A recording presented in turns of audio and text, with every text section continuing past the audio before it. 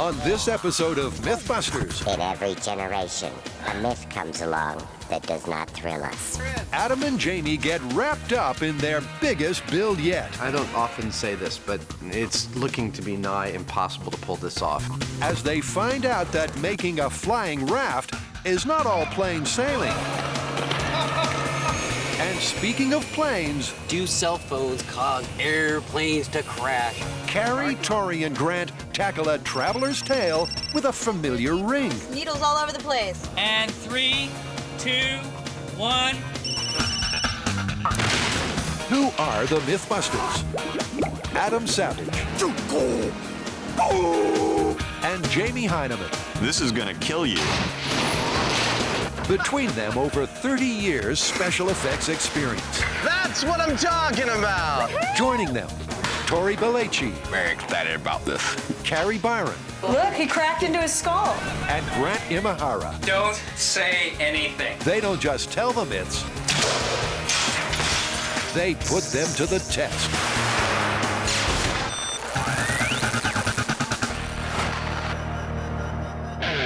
Take one large deserted aircraft hangar, add a ridiculous amount of plastic, and one MythBuster trussed up like a Christmas turkey. This wins as the strangest position I've ever been in on the show.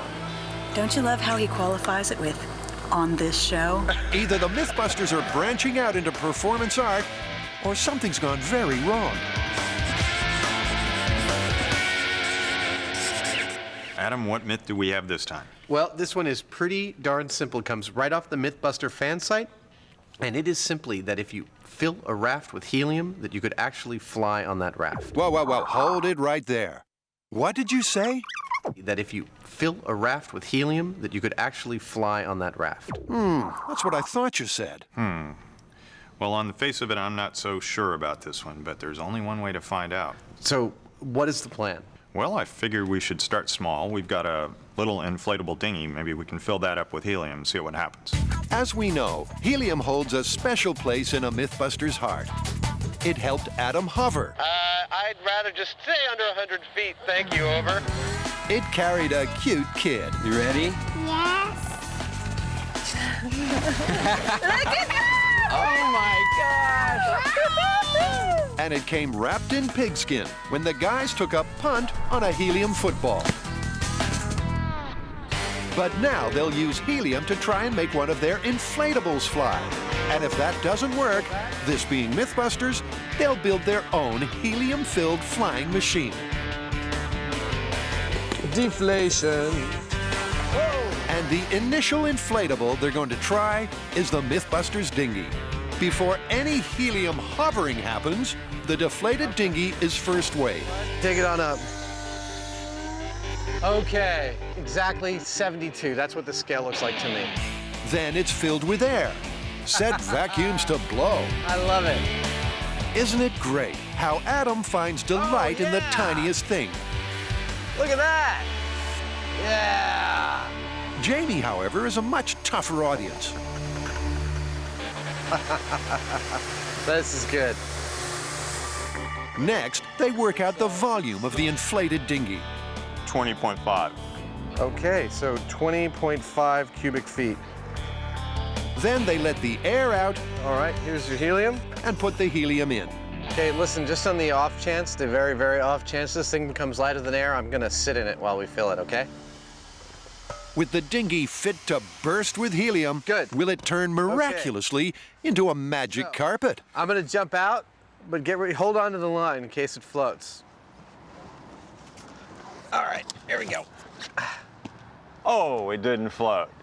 What do you think? Thanks to the helium, the raft has lost some weight, I call that about maybe 4 pounds of buoyancy. but nowhere near enough to achieve liftoff. Well, our inflatable life raft, it's not remotely enough volume of helium, and it's way too heavy to get even buoyant by itself, let alone lift Jamie or I.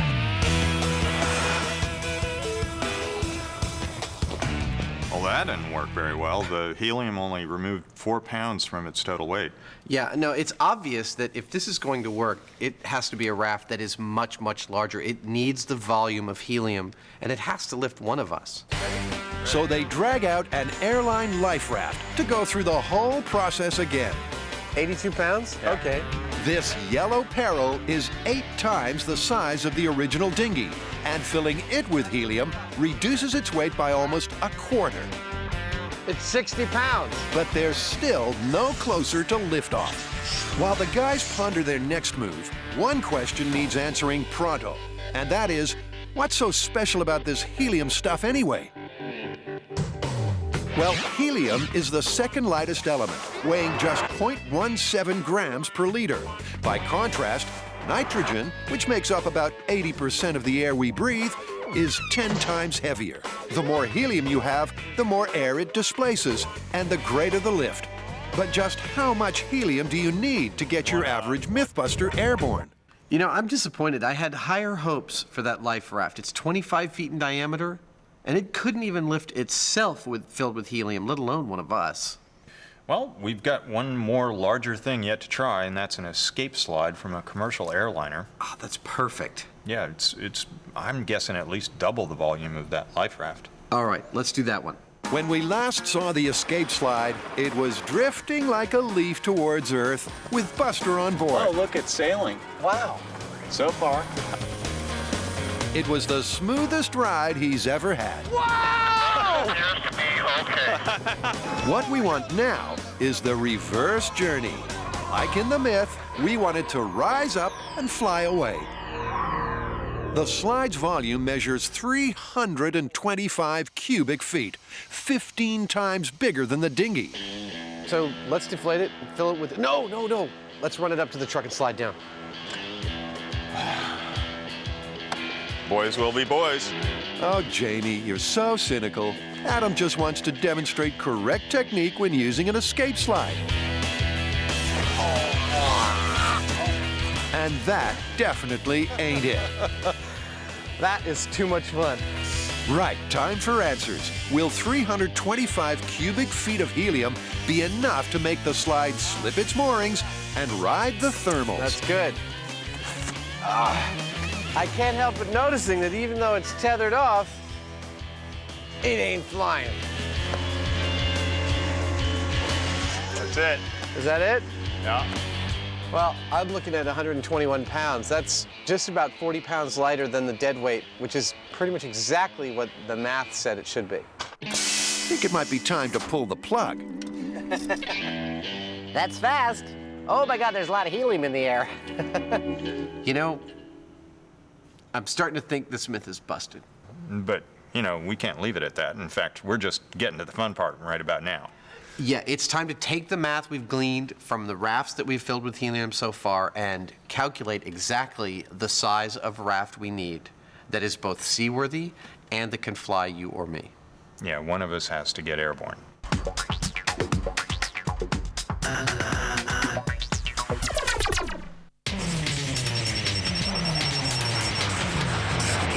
All right, Grant. Sounds like we have another cell phone myth. This one is a conspiracy theory. The reason you can't use your cell phone on an airplane is not because it'll interfere with the in-flight instruments, but because it forces you to use the in-flight phone in the back of your seat. Ah, because it's way more expensive to use their phone than your cell phone. That's brilliant. Sounds like we get to crash a plane. No, we're not gonna crash a plane. Once upon a time, just being on an airplane was entertainment enough. These wide-eyed folk would never have guessed that one day flying would become so routine, so downright boring, passengers would need a host of electronic gadgets to help make the time fly. But in the name of safety, cell phone silence must be maintained at all times.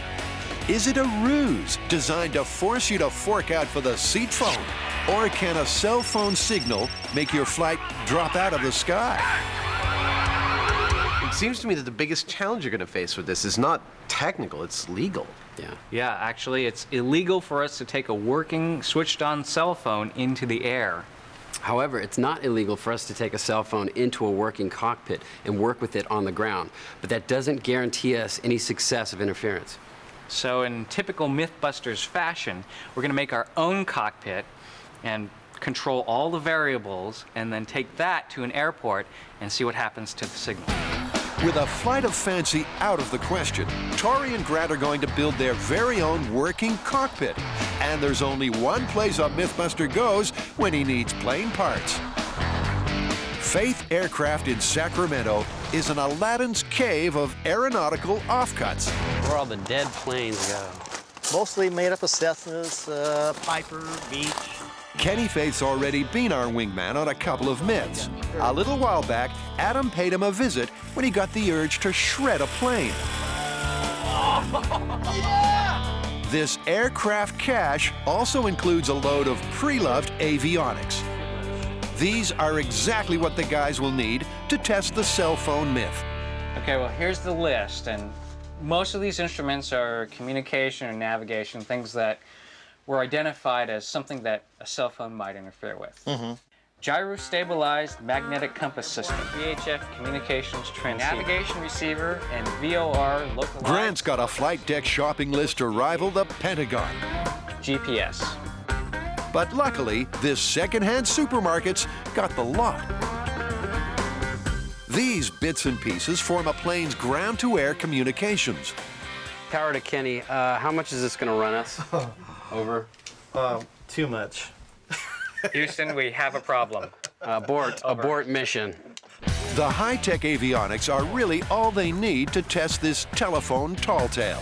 But these guys want to go that extra Mythbusters mile and find a cockpit to put them in. It won't get off the ground, but at least it'll look authentic. We're getting some turbulence. This is the captain speaking. Yeah. We live like rock stars. Oh, that's pretty good. Easy to transport. I think it'd be a good choice for what you're trying to do. All right, so we'll take it. we're gonna give it some 28-inch rims, dual woofers in the back, all gold inlay, a DVD player. This thing's gonna be tight. With the cockpit picked up onto the pickup, the myth-busting can soon begin. But first, the boys have been digging up a bit of history. The airlines and the flight attendants make a really big deal out of having you turn off your cell phones and your personal electronic devices. But have you ever heard of a case where one of those items caused a crash? Actually, in 2000, a plane did go down near Zurich, killing everybody aboard. And they think it's because one of the passengers received a text message. And then following that, another passenger made a cell phone call. And they know this because they recovered the data from the crash, and they showed that the instrumentation went wrong at the time of the calls. So there's definitely evidence to suggest that cell phones and planes make a bad combination. To put this to the test, the team has got more instruments than a flying orchestra, but no idea how to make them work. Morning, I'm Grant. Nice to meet you, Grant. Cue aerospace engineer Jeff Guto. We've got a lot of work here. Yeah, well, in typical Mythbusters fashion, we've only got one day. Okay. So at the end of today, we've got to have a working cockpit full of instrumentation. Okay. Since this isn't going on a real airplane, we can skip some steps, I suppose you could say. I think we're going to need a lot of wire and a soldering iron, and maybe some coffee would be good too. Okay, we got that. It's a bit of a knee bone connected to the thigh bone sort of thing. Well, let's start with this. This is the Navcom radio, and we're going to go from this to something where everybody's talking to each other. There's more wires than a NASA command post. It's a long, complicated, and sometimes fraught afternoon. But at the end of it, thanks to Jeff, Grant has become somewhat of a cell phone expert. So Grant, how are these cell phones supposedly affecting the airplanes? Well, that's the question. I mean, there are two possibilities. First, the cell phone signal may be masking or blocking the radio signal from the airport or the radio beacons. And second, the cell phone may be actually affecting the navigational equipment itself directly. So which is more likely? It's hard to say definitively, but I think at this point what we should assume is that it's masking or blocking the radio signal. Well, okay. I mean, that sounds like a good place to start. But before they can start firing up some cell phone interference, they first need to see if their second-hand setup can even detect the beacon from San Francisco Airport's navigation station. I don't think we're getting a good signal. Okay, so what do you suggest? Let's see if we can raise the antenna up. Okay. This extra altitude should allow their avionics to register the bleep from the airport beacon 10 miles away. I can see my house from here. Whose car is that in the driveway? Hey! We're getting a signal now. Woohoo! The signal that we're getting is the San Francisco VOR navigation station. So this tells us how many degrees bearing we are to the station. It tells the pilot where he is relative to the station. Thanks to Jeff, the avionics seem to be all systems go. How this VOR gauge responds to cell phones will be crucial. All right, we're gonna go in and talk some more electronic stuff, so we'll see you in a bit. Now let me down. Is this about that $5 I owed from lunch?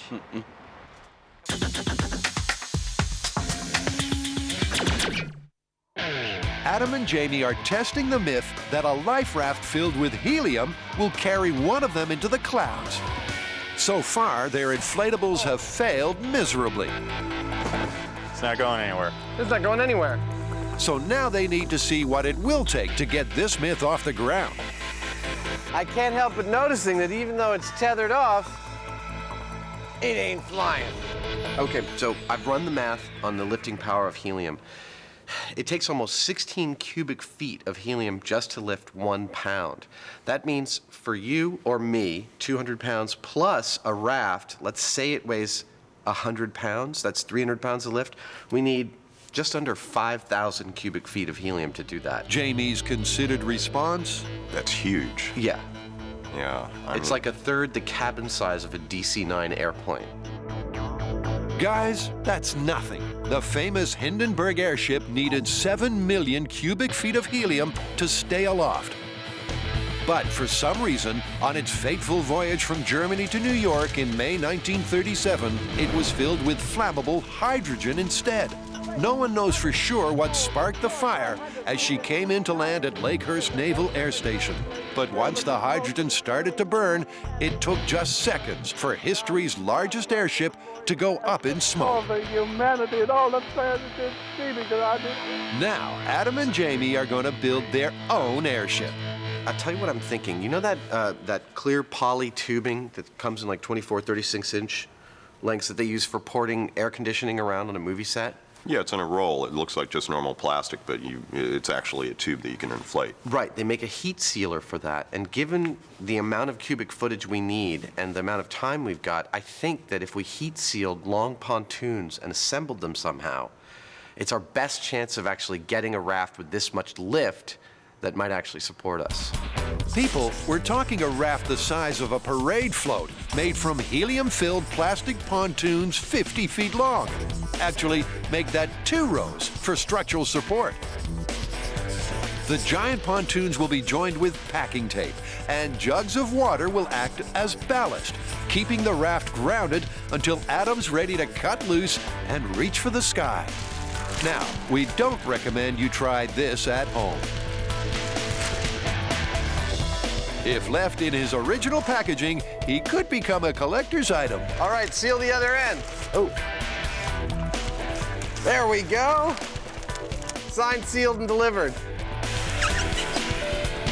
Out in the car park, the boys put the wind up a 50-foot tube. When I say wind, of course I mean helium. And the result is possibly the world's largest double entendre. Okay, fellas, enough schoolboy sniggering, please. I'm actually going to hook it up to a fish scale, and however many pounds it shows pulling up on the fish scale is effectively the amount of buoyancy I've got.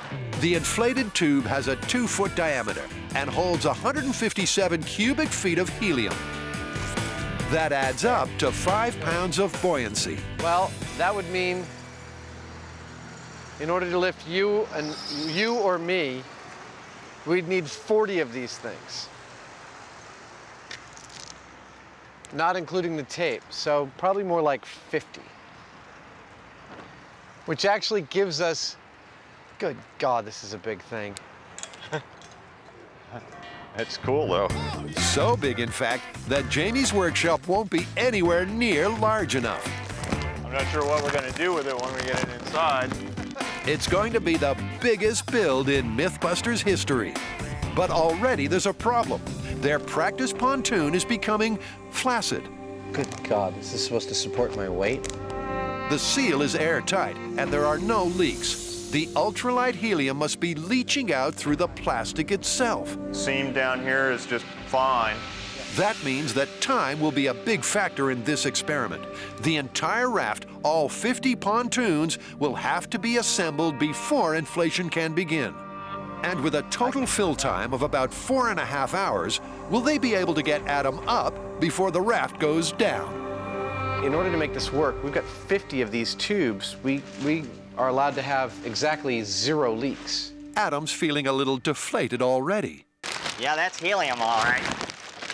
I don't know, to pull this off, I don't often say this, but it's looking to be nigh impossible to pull this off. It's fraught with problems. There's a ton of variables and just an amount of material that boggles my mind. You think that's mind-boggling? Try getting your head around the assembly. 2,500 feet of fragile plastic tubing has to be rolled out and turned into a 2-tiered raft. The smallest leak could prove disastrous. The Brains Trust swings into action. 100 feet of space, right? You have them in one end of the 100 feet of space, and you roll them over themselves. Itself to have a working flap at the end of each tube. Fishing weight on either end, and you have one. You lay out your piece. Exactly what you're thinking. Yeah, absolutely. We'd like to have shown you the whole of this stimulating conversation, but rather alarmingly, it lasted almost 2 hours. You go like that, and then do it But again. after much umming and erring, they finally devise a way to pull off the mother of all MythBusters builds. That's great, because that actually, this is great. This allows us to do a whole day of just setting up and getting that right, and then we go in and fill it. Editors, I'm really sorry about that. That's just about probably one of the most fun conversations I've had while shooting this show. And I hope you can find some MythBusters mind meld kind of brilliance way to cut it together, because that's the soul of the whole deal. Actually, Adam, if it's all the same to you, it might be easier just to show a graphic. The double-decker raft will be woven. First, the bottom deck, 25 pontoons, will be rolled out. The top layer is then rolled out crosswise. Lines of packing tape at 10-foot intervals will stitch the pontoons together. Time to get a cutting and a sealing. Remember, take it easy. No mistakes. There's more plastic here than a convention of Hollywood A-listers. But can they really turn these PVC pipes into a life raft plastic fantastic? Well, that all depends on the leaks. The helium's got to get in, but they don't want it getting out again. So each tube will need an airtight valve. Good. The answer? Silicone and zip ties. There's no water going through there. Yeah. So you got to get that caulk under pressure. You're right. You're absolutely right. So that'll keep the helium from leaking out, at least long enough to get this thing working. That seems like a little minor thing, but that's exactly what we're good at doing. It's like a little bit of caulk, a couple of zip ties, and you've got a really high pressure seal that is not going to fail. Now, there's some famous last words for you.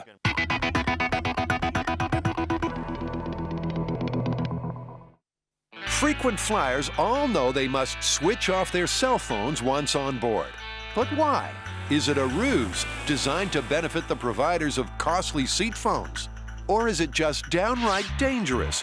Can a cell phone's RF signal disrupt vital ground-to-air communication and cause a plane malfunction? Grant's got a bunch of working cockpit components, so it's time to put this conspiracy theory to the test. The key to busting this myth lies in the invisible realm of radio frequencies. And because they're invisible, they make for really bad television. Unless you happen to have a spectrum analyzer. Everything electronic, to a certain extent, emits radio frequency radiation, be it a CD player or personal gaming device or cell phone. And using this box, we can tell what frequencies it's putting out and how much power that is. And to do that, he'll need a clean experimental space, a place where stray frequencies can't get in. So that is pretty clean. And the very last thing is my radio mic here, which I'll switch off. And that is a pretty clean spectrum. I kind of think we should do our tests in here. For even more RF protection, he builds a Faraday cage to go inside the container. A Faraday cage is a box made out of brass mesh, which blocks radio frequencies, so it should be ideal for this myth. Grant will use the spectrum analyzer to see how much RF a cell phone puts out. He's also going to test a few other devices often found in a plane seat pockets. A CD player, an MP3 player, and a portable game. They barely register. But watch what happens when he makes a call. See that peak? That is the power output of a cell phone. And that is something that is more likely than anything else to interfere with the aircraft electronics. Now, with a little help from aerospace engineer Jeff Guto, they'll simulate communication between airport and plane using their spare parts avionics and this device, a ramp tester. And an avionics shop would use this to test the instruments that the pilot uses to land the aircraft. So this one box duplicates all the signals that would be broadcast from the ground. That's correct. And they'll try to disrupt that communication by broadcasting RF from a cell phone signal generator. What's the difference between that and, say, turning my phone on? Well, a huge amount of power. So what we're going to do is we're not going to use all of this power to simulate the cell phone, just the amount that a cell phone would put out. But if that doesn't work, we have the extra power to say, well, what would it take to affect the instruments? Will this machine give us brain tumors 25 times faster? There's another myth for you to bust. So let's get this straight. Inside the Faraday cage will sit the cockpit. This will be receiving a signal from the ramp tester, simulating the way a plane communicates with the airport. Grant will blast out RF from the cell phone signal generator to see if any cockpit components go bananas. That's the theory, and with Grant boxed in, it's time to put it into practice. Now remember, this gauge tells a pilot where he is in relation to the airport runway. If that needle wavers, it means our virtual aircraft could be on a crash course. Grant starts hitting it with simulated cell phone frequencies. We'll start with GSM 1800. GSM is a type of digital cell phone technology used by millions of people around the world. The flag still says 2, and I have no needle deflection. No response. Grant ups the power. Ramping up the amplitude. Is our plane still flying? Still flying. I'm blasting it now at plus 20 dBm. Grant, if I were you, I'd be reaching for my tinfoil underpants about now. So this is 100 times stronger than the cell phone could put out. Okay, we're going up to 1,000 times. We'll try it one more time. But watch what happens when he starts broadcasting at 800 megahertz, another common cell phone frequency. So I am getting a big deflection here. That, I would call that a major deflection. He tests 850 megahertz, then 900, with the same result. The needle swings wildly.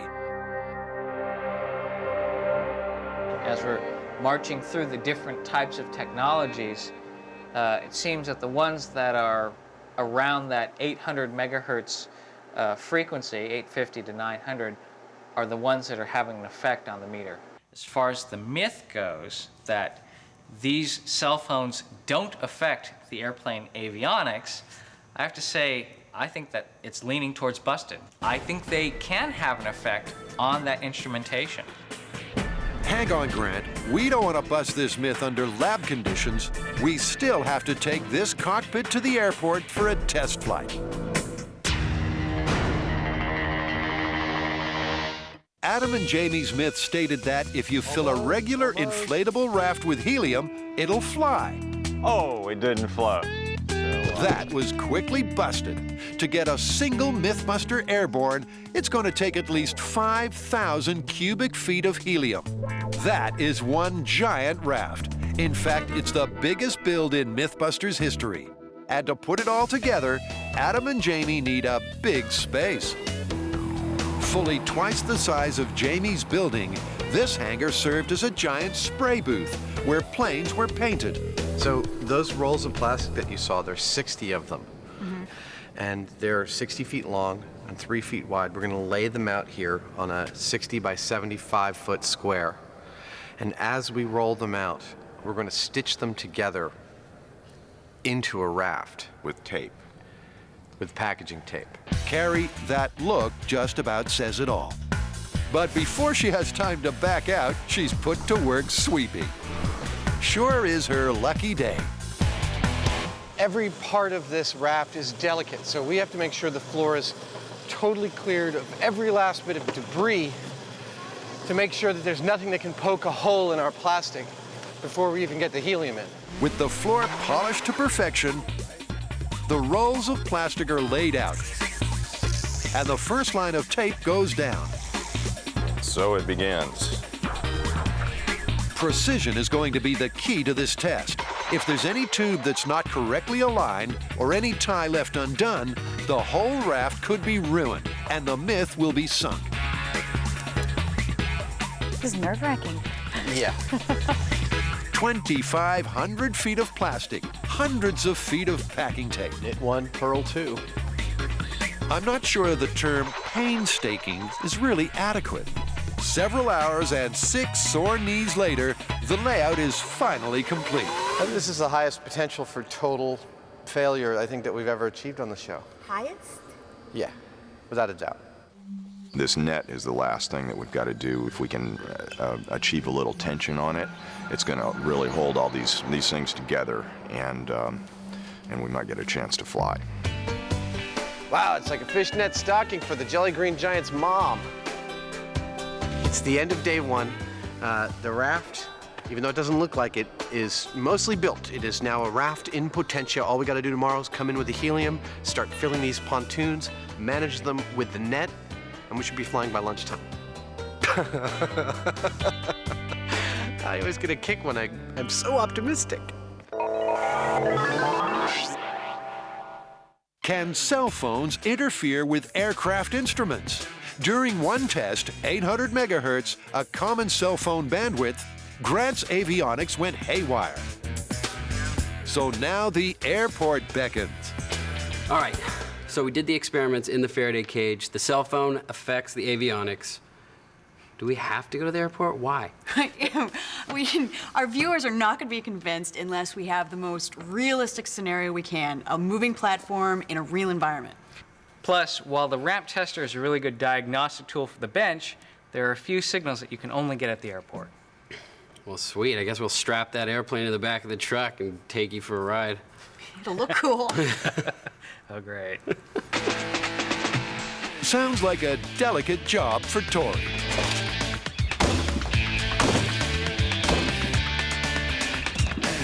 All right, so I just attached the cockpit to the truck, and the reason why we want this cockpit to move around is we're trying to simulate an airplane, and some of the instruments in the airplane will react to a beacon at the airport, and as we move around the airport, it should change on the instruments. That's the theory. Unfortunately, they won't be able to put it into practice on a runway, but they'll get close.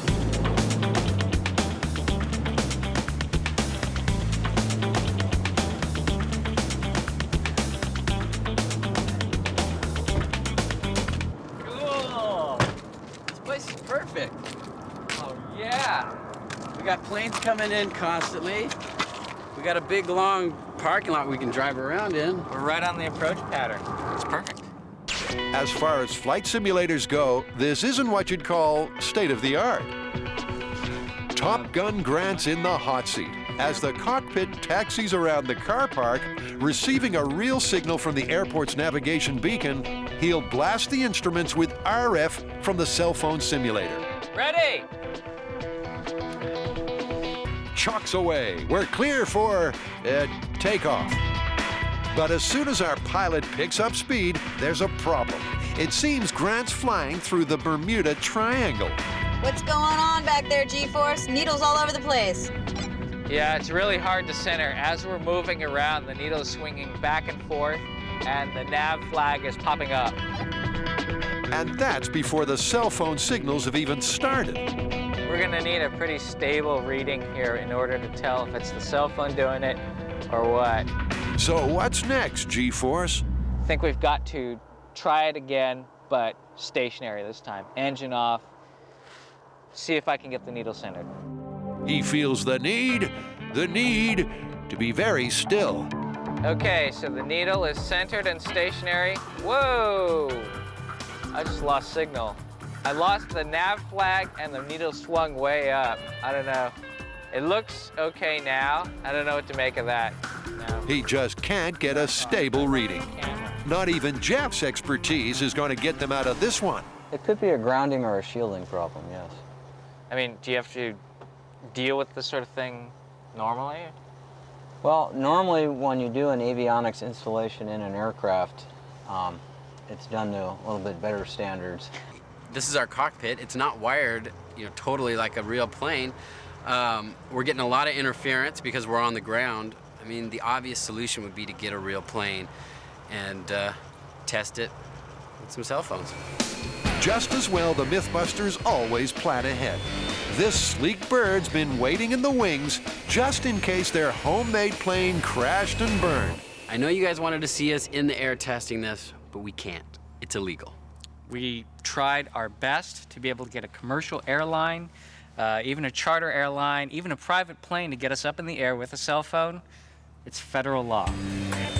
They can't run this myth in the air, but under controlled conditions, they can try a test on the tarmac. As soon as I get one of these, I can start dating supermodels. How you doing? Tom Benvenuto is Vice President of Flight Operations at Sunset Aviation. Is this one yours? This is ours. This is the Hawker 800 XP. Wow. It's 2003. It's a mid-size corporate jet. It sits 8 people. You and 7 of your friends. Yeah, that's right. Supermodels. That's right. That's right. Now, guys, with all due respect, this is a cockpit. A glass cockpit, they call it. Top-of-the-line avionics, computers, LCD displays. Not a gauge in sight.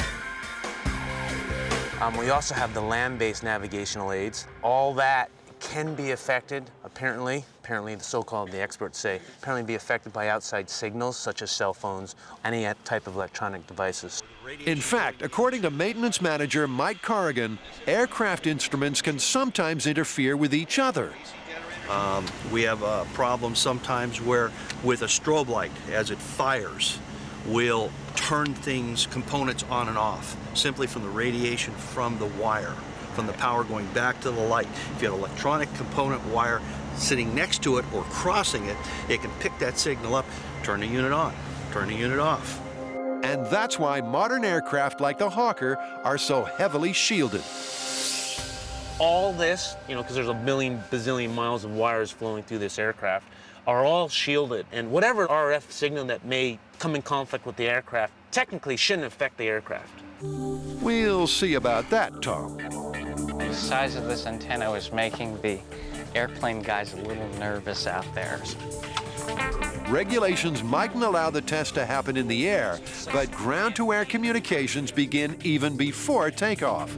So the Hawker will sit on the tarmac, receiving a full range of radio signals, while Grant attempts some cell phone sabotage. For our test, I have several older cell phones that we're trying out. Some analog, I've got a PCS phone, different technologies. All of these are operating, except for the PCS, in the 800 to 900 megahertz band. Remember, that's the bandwidth that caused problems back in the Faraday cage. Ready. Stand by. And 3, 2, 1. And nothing's happening. This is a PCS phone operating at 1.85 gigahertz. In 3, 2, 1. Nothing. Nothing. Okay, this is cell phone number 3, transmitting at 850 megahertz. None of the phones has any effect on ground-to-air communication. He tries amplifying the signals using the cell phone signal generator. Seeing any result? Nope. Nope. Not a flicker, not a flash, not a blink. This airplane is built very well. It's rock solid, this airplane. Rock solid and seemingly impenetrable. The team keeps testing, but if this pattern continues, the seat phone conspiracy theory is looking shaky. All right, we're ready. Well, the conspiracy theorists have it right on one point. It is more expensive to use the in-flight phone than it is your cell phone. Now, why is it so expensive? That's because it's a dedicated system, and it works in 2 ways. If you're over land, the hardwired phone goes to a transmitter in the belly of the plane. That then talks to one of 135 land-based radio towers. And even more complicated, if you're over water, it has to bounce off a satellite and back down to a tower. So it's really expensive because it's a specialized, dedicated system. And what's more, seat phones are safe. In no way do they interfere with a plane's avionics. Can the same be said of the cell phone? Well, back at Ground Zero, all of the cell phones have been tested, and none have affected any instruments. So why won't airlines let you use them? Well, it seems to be a case of better to be safe than sorry. There are so many systems on the plane, they would have to all be tested to make sure, and you're talking about millions of dollars worth of testing. So they just don't want to take any chances. They don't want to take any chances. And a new cell phone comes out every month. Yeah. New cell phone, different frequency. But before they wrap this up, Tori's got one more burning question. So, Tom, when you're not working, do you ever sneak this out just for your own personal fun? Just between you and me? No. All jokes aside, this myth is no laughing matter. But what's the verdict? Can cell phones spiral out of control? All right. The conspiracy of cell phones on airplanes. It was totally frustrating because we couldn't really get on an airplane with a cell phone, and we couldn't make a call, and we couldn't even see how many bars you had while you're in the air. Those pesky laws. We don't have any evidence other than our small-scale cockpit, which wasn't hardened against RF, and the wires weren't shielded. When we went out to the commercial jetliner, we weren't able to get any effects on his instruments. Right. I mean, we ran a bunch of tests, many different cell phones, no interference. I think it's probably safer on the FAA's part just to say there's a ban outright, because there's a 1 in a million chance that some new cell phone could interfere with those instruments, and that's what they want to avoid. Why take the chance? So this one's busted. I say it's busted.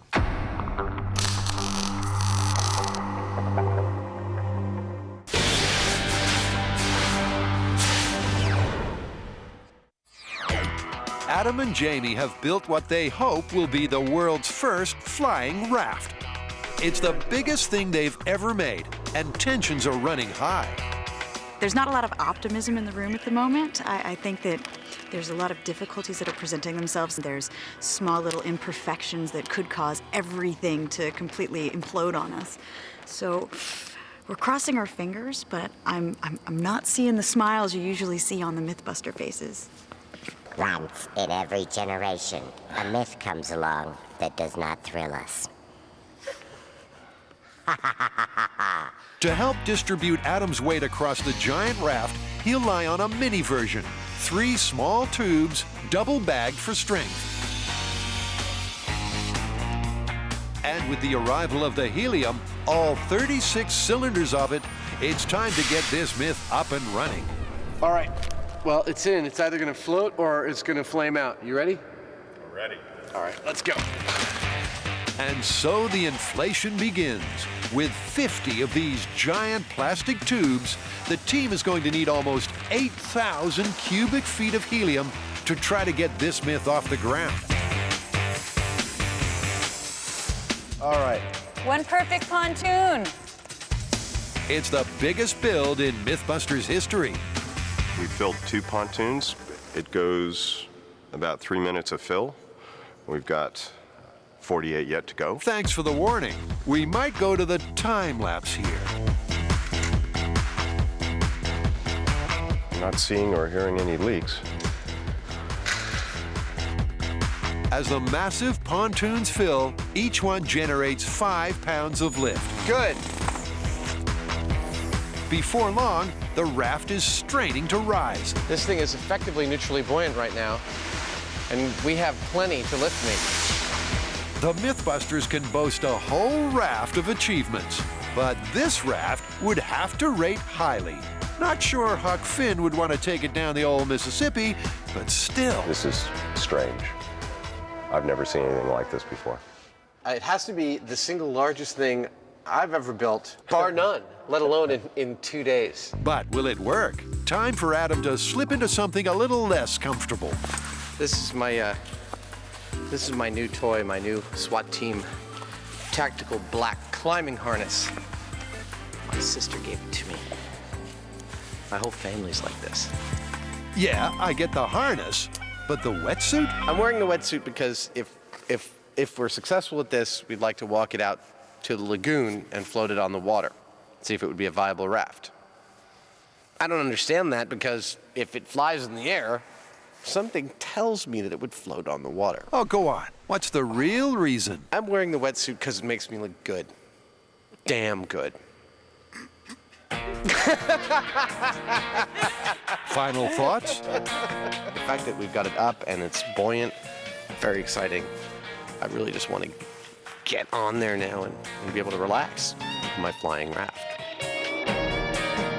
It's up, up, and away.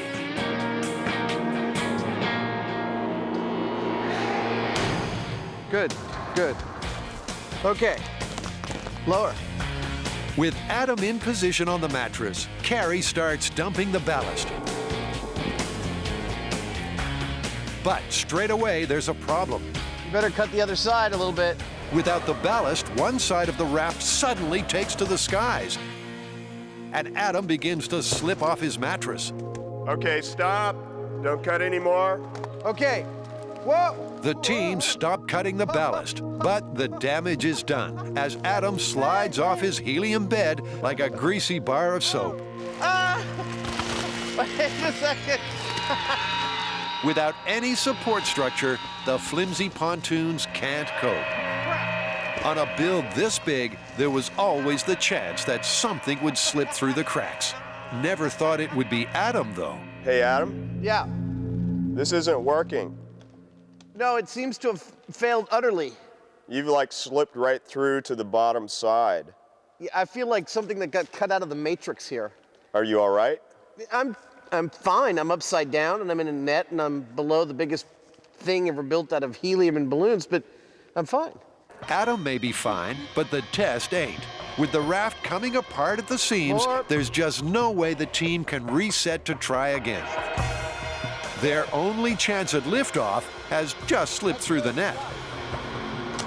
Oh, it's very satisfying. Oh, I shouldn't do that. All that work. Look at this. It's a cathedral of failure. Not really, Adam.